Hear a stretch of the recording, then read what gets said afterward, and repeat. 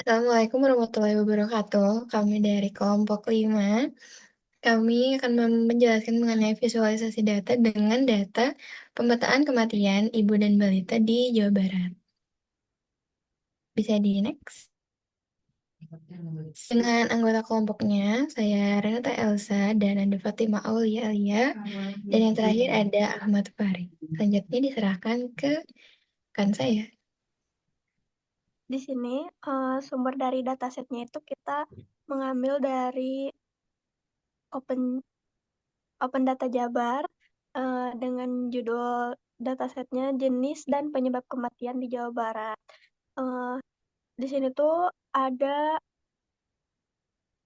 sebanyak 2.106 data da- dari jumlah kematian selama 2017 sampai 2019. Di situ di dataset ini tuh mencakup atribut seperti lokasi, lokasi kabupaten, kota, kemudian ada jenis dan penyebab kematian, selanjutnya ada jumlah dalam satuan jiwa dan tahun. Next. Nah, ini ada contoh dari datasetnya dengan field atau data seperti kode provinsi, nama provinsi, kode kabupaten kota, nama kabupaten kota, jenis kematian, penyebab kematian, jumlah kematian, satuannya jiwa, dan tahun.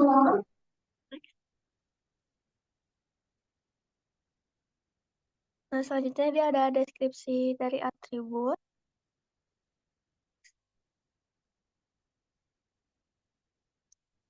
Data atributnya ini ada kode provinsi dengan deskripsi kode wilayah Provinsi Jawa Barat. Kemudian kriteria formatnya itu numerik. Contohnya itu 32, ini untuk kode provinsi Jawa Barat. Kemudian ada nama provinsi, yaitu data nama wilayah Provinsi Jawa Barat dengan tipe data teks, contohnya itu Jawa Barat. Kemudian ada kode kabupaten kota, contohnya itu ada 3201, ini merujuk pada kode kabupaten kota. Kemudian ada nama kabupaten kota, contohnya itu ada Kabupaten Bogor, menunjukkan nama kabupaten atau kota. Kemudian ada jenis kematian, contohnya itu ada kematian balita, ini tuh menyatakan kematian yang terjadi pada balita. Kemudian ada jenis kematian ibu, ini menyatakan kematian yang terjadi pada ibu. Kemudian ada jenis kematian pos posne, ini menyatakan kematian yang terjadi pada bayi. Kemudian ada lahir mati, itu menyatakan kematian yang terjadi pada saat lahir. Next. Ini ada atribut penyebab kematian, contohnya itu campak, merujuk pada penyebab dari kematiannya. Kemudian ada atribut jumlah kematian, contohnya itu 7, ini merujuk pada jumlah dalam satuan jiwa. Nah, satuannya itu jiwa tadi. Kemudian ada tahun, atribut tahun, contohnya itu 2017, merujuk pada tahun produksi dari datanya. Next. Selanjutnya ini akan dijelaskan oleh rekan saya. Lalu selanjutnya menuju ke landasan teori. Visualisasi data adalah proses menyajikan data dalam bentuk grafis atau visual seperti grafik, diagram, peta, atau dashboard. Jadi tujuan dari visualisasi data ini adalah untuk membuat data lebih mudah dipahami, diinterpretasikan, dan digunakan untuk pengambilan keputusan. Lalu visualisasi data ini adalah alat penting dalam analisis data karena mengubah data menjadi cerita yang dapat dimengerti oleh berbagai audiens. Lalu di sini kami memilih beberapa jenis chart untuk pembuatan dashboard kami. Yang pertama jenis chartnya ada card. Card ini adalah tampilan ringkas yang menampilkan nilai penting secara langsung, seperti angka total, rata-rata, atau nilai maksimum atau minimum. CART sering digunakan untuk Key Performance Indicator yang memberikan gambaran cepat tentang metrik utama. Dan di sini bisa dilihat contoh chart dari CART. Lalu yang kedua ada slicer, komponen filter yang interaktif untuk pengguna dapat memilih filter mana yang ingin dilihat dari data yang telah diolah. Jadi seperti ini contoh dari chart slicer. Lalu berlanjut ada bar chart. Bar chart ini adalah diagram batang yang digunakan untuk membandingkan data antar kategori. Setiap batang mewakili nilai untuk kategori tertentu dan panjangnya mencerminkan ukuran nilai tersebut. Jadi bar chart ini sangat cocok untuk menunjukkan perbandingan yang jelas antara grup.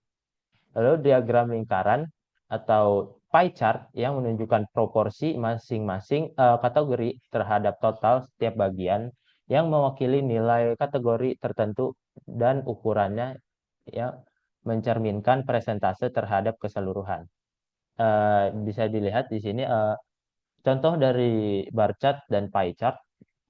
Lalu ada chart line chart atau diagram garis yang digunakan untuk menunjukkan perubahan data dari waktu ke waktu. Jadi setiap titik dihubungkan dengan garis untuk menggambarkan hubungan atau pola berurutan. Line chart ini sering digunakan untuk memvisualisasi data serial waktu. Lalu ada map visualization, visualisasi berbasis peta yang digunakan untuk menampilkan data geografis. Data ini ditampilkan dalam bentuk titik, area, atau warna pada peta untuk menggambarkan pola geografis seperti penjualan per wilayah atau populasi per negara. Lanjut untuk implementasi bisa saya serahkan ke rekan saya. Baik, Boleh. selanjutnya untuk implementasi, ini adalah dashboard keseluruhan dari Looker-nya. Jadi di sini ada judul header. Jadi judulnya adalah pemetaan kematian pada ibu dan balita di Jawa Barat. Nah, untuk bagian pertama di sini tuh ada slicer. Slicernya tuh berdasarkan wilayah sama penyebab kematiannya. Nah, di sini misalnya kalau dipencet untuk Kabupaten Bandung, ini akan menampilkan khusus untuk Kabupaten Bandung aja. Misalnya ternyata di Kabupaten Bandung itu jumlah kasusnya ada 78. Terus jumlah kematian paling tinggi itu penyebabnya karena BBLR dan kategori jenis kematian yang paling banyak adalah lahir mati. Lalu ada juga filter untuk penyebab kematiannya. Jadi misalnya kita pengen lihat jenis penyebab kematian berdasarkan BBLR khusus di wilayah Kabupaten Bandung aja. Nah, hasilnya di situ jumlah kasusnya ada 3. Nah, untuk jenis kematiannya itu lahir mati semua dan jumlah kematiannya itu ada 265. Nah, jadi maksudnya dalam 3 kasus ini tuh secara akumulatif itu totalnya ada 265. Jadi misalnya satu kasus itu mungkin ada seratusan dengan wilayah di Kabupaten Bandung. Lalu, selanjutnya di sini